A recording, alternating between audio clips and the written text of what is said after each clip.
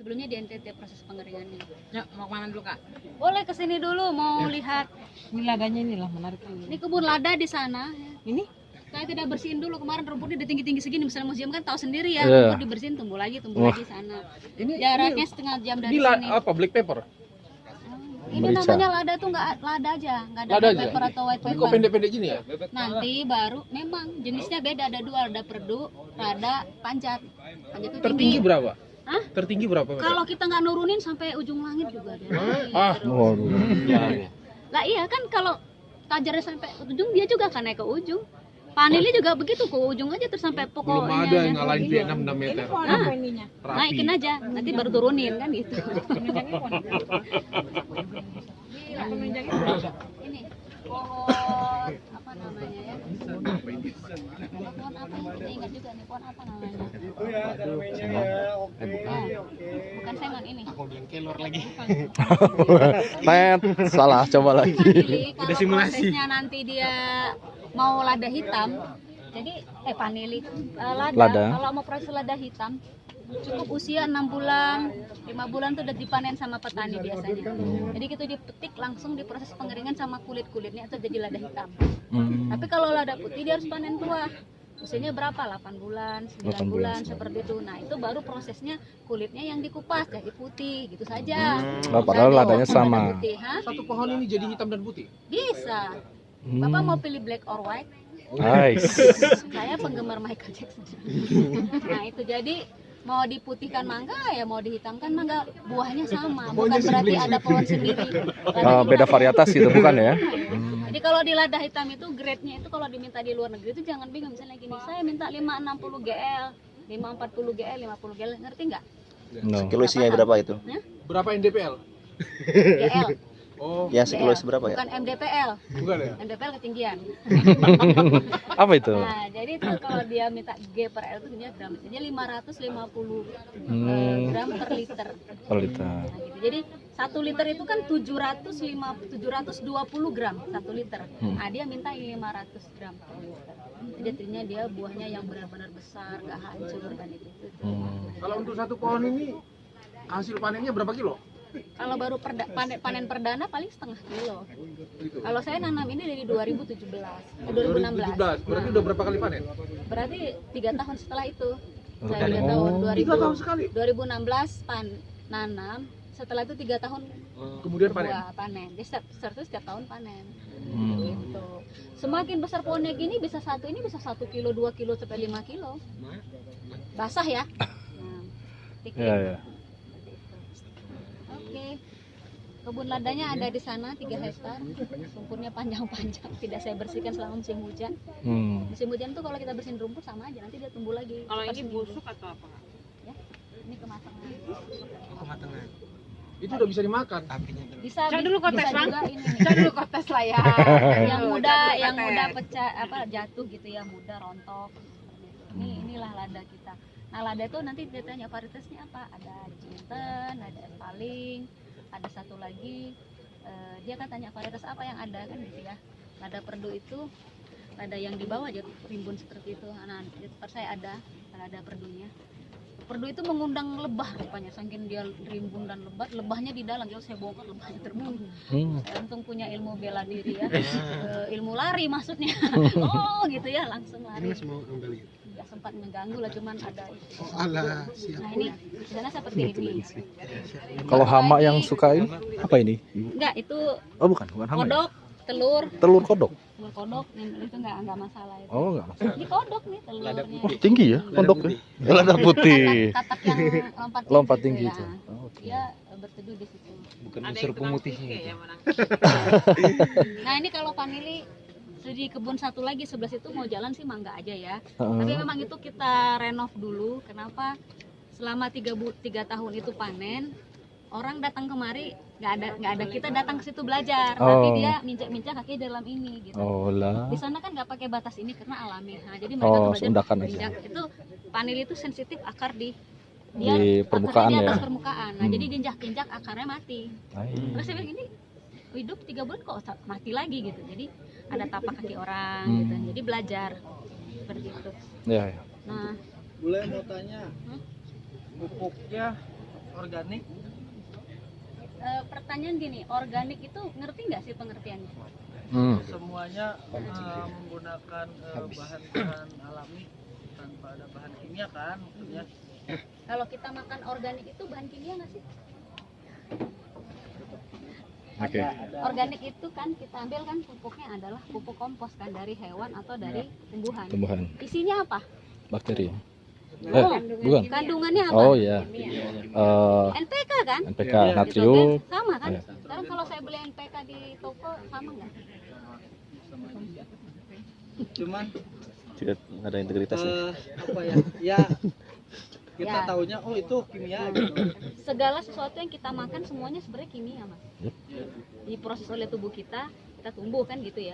Yang dilarang itu adalah pestisida. Karena dia nyerap ke tanah kan. Pestisida mau apalah segala macam yang sifatnya pembunuhan seperti itu. Kalau kita menggunakan pestisidanya alami, tembakau, daun talas beneng itu sebenarnya kalau taruh air disemprotin itu jadi pestisida alami. Bahkan di Australia talas beneng itu daunnya itu untuk dijadikan pestisida alami ditaruh di tanaman jadi jamur itu nggak tumbuh. Nah ini vanilinya di sini adalah baru berumur 1 tahun. Nah, 1 tahun semua. Nah kalau di tempat saya udah 3 tahun masih ada bunganya dan udah kita panen. Kita panen ya karena dari bulan Januari kemarin itu udah berbunga jadi kalau 9 bulan seharusnya bulan September tahun lalu saya panen gitu. Akhirnya kemarin karena saya lagi tugas ke NTT berdua nggak ada yang takut orang manen takut salah proses. Akhirnya tadi yang di dalam yang hijau Plastik. itu ada yang sudah diproses sama-sama itu juga di situ ada ya. Lagi dikeringin. Sebelah situ tuh tinggal sedikit seperti itu. Sebelumnya saya prosesnya di NTT. Jadi prosesnya di NTT sama Pak Bupati Sika. Nah, di situ. Jadi kita ngeproses waktu itu untuk pemberdayaan masyarakat 1 ton. 1,5 ton lah kita proses seperti itu sampai jadi grade gourmet. Jadi kita tahu oh ternyata grade kita itu setelah diproses 60% itu grade gourmet sama grade A. 20% grade B, 20% grade C. Jadi bagus banget prosesnya kan. Biasanya orang kan ngeproses 10% grade A, 10% grade B, lebihnya grade C semuanya sama B. Nah ini kita 60%-nya grade lebih bagus. Kalau media tanam itu Media tanah atau tanamnya. kokopit Oh enggak, pakai tanah biasa. biasa Oh, campurannya? gini sebenarnya orang mau pakai kokopit monggo aja, duitnya banyak silahkan aja. Gitu Kenapa kan. harus beli? Nggak masalah bagi saya. Pupuk kita di sini kan pupuknya sama pupuk kandang sama pupuk kompos tanah aja. Ya. Kenapa? Nanti ke belakangnya lihat kambing saya, itu banyak tuh nah tinggal di kompos aja 3 Ya. bulan ambil terus taruh Itu di ini dulu fermentasi dulu. fermentasi. Harus Fermentasi dulu panas. baru ditaruh dan ditaruh di vanili itu 1 tidak ton ditaruh di dekat vanili, batang 1 pohonnya M ya? tapi dia di pinggir. Lebih. Karena kan 1 kilo sejuta ya. Bukan di tengah. Kalau vanili itu Ini gourmet. pakainya pakai apa boleh? Terserah di sini mau pakai POC-nya bisa pakai rebung. Mana Maya? Mana Mau Maya? pakai daun ditaruh dalam apa namanya tempat gitu ya. Nah itu mangga aja. Ini lebih pakar Kang Maman yang jawab. Secara dia agronominya ya. Nah, bikin POC sama satu lagi Pak Tono itu jago banget buat zat ini, buat itu zat ini. Jadi di situ jadi dia tahu dia NPK-nya itu yang gimana dari rebung keong ini dicampur untuk persiapan pembuahan. Untuk pertumbuhannya apa? Cukup hanya untuk pupuk kandang saja. Kalau untuk pertumbuhan ya. Kalau untuk pembuahan beda lagi. Kan sama kayak kita dikasih makan protein, lemak, karbohidrat itu komposisi paling besar dalam tubuh kita. Ya, Dikasih makro. makan itu aja tumbuh kan, tapi nggak tahu apakah bego, apakah stunting gitu. Ditambahlah kalsium, Ya. ditambah ini, ditambah Mikronutrien itu ya. yang mikronya. Nah sama seperti tumbuhan. Ketika dia mau masa masuk pembungaan, nah mikronya kita tambah, gitu. Ketika masa udah jadi berbuah, bagaimana supaya buahnya itu nggak rontok atau berbunga, bagaimana bunga jangan rontok, nah seperti itu. Tekniknya ada nanti biasanya Kang Maman yang jago menjelaskan. Walaupun saya petani bisa menjelaskan, tapi lebih baik satu orang ya. Ya, Kalau praktisi gitu ya. Kalau prosesnya saya bisa. Oke. Oke, kapan kita ke kebun kopi? Iya. Enggak, mau ke kebun kopi kita Ayo. udah tadi kayak mana si akangnya sudah nungguin di sini. Oke, kita let's go ke kebun kopi. Ini langsung kebun kopi. Ke Panili silahkan foto-foto mangga silahkan ya. Kalau di sana kebun saya satu lagi bisa ke sana tapi memang udah selesai gini juga jadi udah selesai panen. Ini di tengah ada Hanya lagi beda lebih tinggi aja gitu kali ya. Karena sudah 3 tahun lebih gitu. tinggi gimana? Apa namanya? Secara fisiknya. Enggak juga. Pohon ya? Ah, Enggak juga. Enggak juga. Dia udah tinggi ke atas puncak tinggal kita Turunin lagi. mau panen tinggal batang itu di mau masa. Jadi gini, semua tanaman yang sifatnya ada buah menghasilkan buah apapun, yang penting satu daerah itu ada 4 musim kemarau. Biasanya nanti kita masuk bulan 5 ya, 5, 6, 7, 8, 9, 10 masuk musim hujan lagi. Biasanya kita 4 sampai 5 bulan ya ada musim kemarau, disitulah terjadi pembuahan seperti itu. Sama setelah masuk ini intinya kalau kita lihat suatu daerah, kayak kemarin saya ke NTT ngajarin petani vanili di sana, saya bilang di situ hujan mendung karena dia kan datarannya tinggi ya, hujan mendung, saya bilang gini, ini satu harian saya hujan nggak jadi ke kebun gitu, hujan terus. Di sini bulan berapa sampai hujan? Wah kita sampai bulan 5. Hah? Sampai bulan 5 bulan hujan? Iya hujan terus-terusan Bu, sampai bulan 5. Panasnya bulan berapa? Paling bulan 6, artinya cuma 2 bulan masa musim panas itu nggak bisa untuk vanili. Makanya mereka selalu busuk batang, nggak tumbuh busuk batang. Kenapa? Kelembapannya tinggi. Dan vanili yang diambil batangnya dari batang yang pernah rusak, diambil lagi tanam lagi, ya sudah itu berisiko tinggi gitu. Jadi akhirnya saya kasih saran sama YDB, akhirnya itu binaan dari Yayasan Dana Bakti Asra kan. Saya dikontrak sama ya, dari saya bilang sebaiknya disarankan tidak di daerah ini tapi daerah sebelahnya kalau mau nanam. Terus sama satu lagi mete ya. Mete itu kemarin saya ajarkan sama Stiper Sekolah Tinggi Ilmu Pertanian, kita gabung bersama sama dinas sana bagaimana memproses mete itu agar bagus gitu. Ternyata saya bandingin dari mete yang mana NTT ini bagus metenya dan buahnya lebih besar. Kalau kita panen misalnya dalam 1 kilo itu 50% adalah buahnya yang grade A, yang bukan besar. 25% grade B yang C, bukan grade ya, ukuran gede, ukuran kecil. Jadi saya pikir gini, kalau saya ambil dari lain, ada yang ngasih sama saya sampel Wonogiri, masih segala macam, masih jauh NTT, jauhnya gede-gede buatnya, gitu. Jadi saya kontrak sama Astra untuk petani di sana, plus hasil Kendari, apa? Mete Kendari, mete. Bagus. Teman-teman kalau Saya mau dengar. mete bulan 7 ada bayarannya, silahkan nanti saya yang kasihin dari sana. Bulan 7, ada oke. sekitar 100 hektar sana ya, tapi masuk di hutan Amazon gitu ya. Masuknya sudah. Udah dari saya turun dari pesawat di Labuan Bajo ke situ 4 jam. Dari tempat kumpul EDB masuk ke sana 4 jam. Saya bilang ini kapan sampainya ya? Tapi perjalanannya yang melewatin sungai karena banjir. Jadi jalannya tuh ketutup sama air itu kan. Jadi kita lewatin sana. Jadi sana itu nggak ada angkot, yang ada truk. Makanya truknya tinggi-tinggi supaya ngelewatin sungai yang tadi gitu. Seru banget ya. Duduk di samping di sana udah babi semua saya. Satu itulah truk gitu ya. Tapi ya udah dinikmatin aja di daerah. Senang saya. Sampai saya ketemu desa itu yang benar-benar tertinggal banget itu, sampai kesana tuh gimana ya gitu ya. Jadi mereka nyambut gitu, udah nah ini kita potong babi, potong nggak apa-apa itu ini. Jadi mereka mau panen, jadi istilahnya mereka bersyukur kepada Tuhan, bersyukur pada alam, dipotong terus ditaruh di itu kan saya datangnya malam ya, agak malam, ada mau sensor, ditaruh di satu pohon yang nomornya 66, nomornya 66, nomornya itu 66. Saya pikir kenapa harus di pohon itu, kenapa di pohon 66? Karena saya yang menanam sejauh saya 3 tahun, itu pohon yang ke-66 ditanam waktu sampai 3 tahun. Jadi setiap upacara dipotong satu daerah babinya, pendeta dipanggil, Pak Pangkuada dipanggil, sana dipanggil, jalan lah itu baru yang dipanen. Saya kena sore nggak tahu gitu, kata bukit itu 3 desa semua cengkeh. Terus panjang gini, pada saya kayak gini, balik lagi ke belakang, mutar dia. Cengkeh semuanya. Ini cengkeh Pak, iya bolehnya kalau kita sekali panen itu bisa 300 ton. Bolehnya mau ambil berapa? Saya foto langsung, saya kirim ke Dubai. Oh kirim sampel kan, saya kirim sampel sama Dubai. Masuk sampelnya, saya pesan 50 ton. Kena PPKM, nggak bisa kontainer, nggak ada. Dia juga mengundurkan, pending ya. Mudah-mudahan saya follow up lagi yang Dubai-nya. Karena pada waktu itu kontainer mahal kan, tiba-tiba mendadak segala macam, kita PPKM, minta urus juga di daerah sertifikat originnya nggak mahal kan, bukan mahal sih Pak Bupatinya yang mesin politik mau pilihan apa saya nggak ngerti lah kan. Ya udah Pak Bupati kalau nggak mau ini akan diambil di Surabaya, biar nanti sertifikat originnya nanti kenal di sana, bukan dari sini. Percuma di sini nanam apa-apa tapi tidak ada hasilnya. Makanya tadi itu saya ngomong dalam dia bulan tadi baru nelpon 2 kali, berarti sudah mau keluar sertifikat origin di sana. Iya, alhamdulillah ada sertifikat origin kan, artinya kita bisa mengatakan bahwa ini dari NTT, kita bisa mengekspor langsung dari NTT kan, dari NTT, dari Sika. Seperti itu yang kita hadapin. Banyak lah ya, jadi cengkeh. Jadi petani paneli saya itu yang mau saya bina gini, Bapak berapa panelinya? Oke, ada 1000 pohon. ada 5 hektar gitu. Tapi sebenarnya dia punya pohon cengkeh 1000 hektar gitu. Cuman panili ini cuman variasi dari tanamannya. Jadi kalau kita ketemu petani di sana, tidak ada yang murni itu panili berapa hektar. Panili Atau semua. di situ panili, pala, cengkeh, lada. Jadi sekali ngambil panili udah ngambil, sekali ngambil lada. Ngambil lada. Saya nggak pusing. Kenapa? Satu desa, 3 desa rumahnya cuma 10 atau 15 satu desa itu, tapi dalamnya semua pala, cengkeh, kapulaga nggak di sana, pala, cengkeh, mete. Mete itu hanya ada di daerah panas. Jadi kalau bilang kamu ngambil mete di mana? Oh, saya ngambil di daerah gunung ini. Bohong. Mete nggak hidup nggak berbuah di daerah tinggi. Bertumbuh tapi dia nggak berbuah. Mete itu hanya di daerah panas pinggir pantai. Nah, jadi saya ke sana gitu, ketemu sama mereka. Mau catat dia apa mete.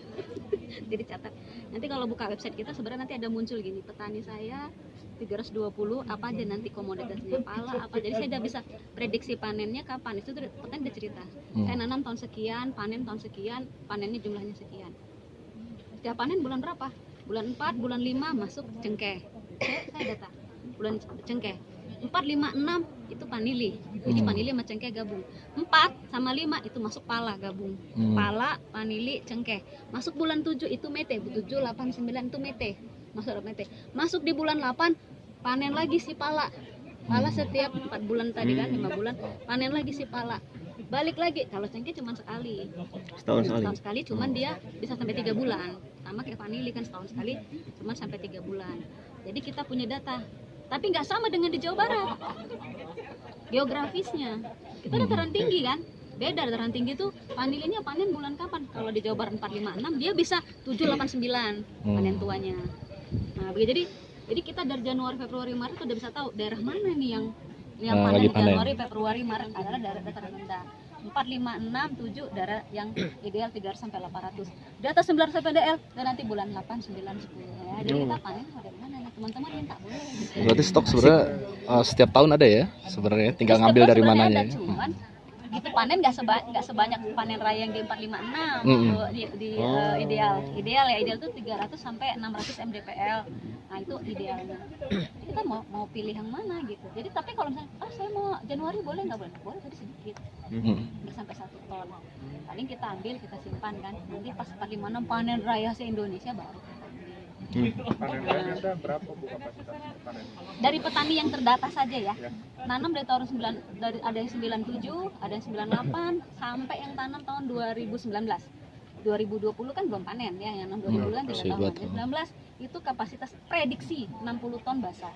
Kalau dikonversi ke kering berarti 10 ton kering. Itu hanya 325 petani.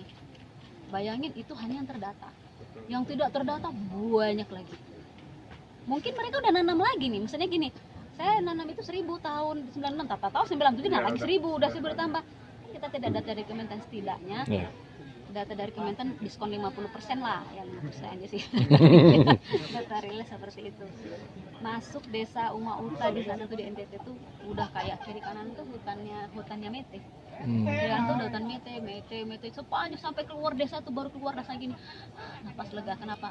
Terhilang dari itu. Sama kan di Bengkulu kita kiri kanan sawit. Ketemu karet. Lewatin satu kabupaten nggak ada yang lain selain sawit sama ini kan. Tetapi di balik itu ketemu kayu manis. Petani di sana lagi petani panili terus ya. Petani kayu manis tuh lagi ngerok ini kan sedesa rame-rame tadi. Ketemu di situ kan. Memang kualitasnya nggak bagus, maksudnya bukan kualitas nggak bagus, cuman dia nggak seperti kayak yang grade A-nya itu yang keras itu kan. Mereka seperti kayak di sayat, nggak masalah bagi saya, tapi itu jadi bubuk gitu kan. Jadi petaninya ada satu yang menyediakan rumah pengeringan plus mesin pemotongnya. Jadi bukan dipatahin gini ya, itu keras banget, kaki saya yang sakit, nggak patah, jadi itu dipakai mesin. Jadi mau ukuran berapa di Amerika 10. Tapi kalau Anda ketemu petani itu mikirin gimana, petani ini gimana ya? Bantu dulu orang lain. Kalau berpikir bisnis itu bagaimana saya bisa bantu orang lain tapi saya bisa berbisnis nih. Jadi diskonnya adalah membantu orang lain dulu. Mangga. Apa lagi? Kalau sudah habis paneling kita langsung ke kebun kopi karena orangnya sudah nunggu di sana. Ya, sudah di sana kebun kopinya. Lari. Mari. Lari. Ini Mas Faru ya? Iya.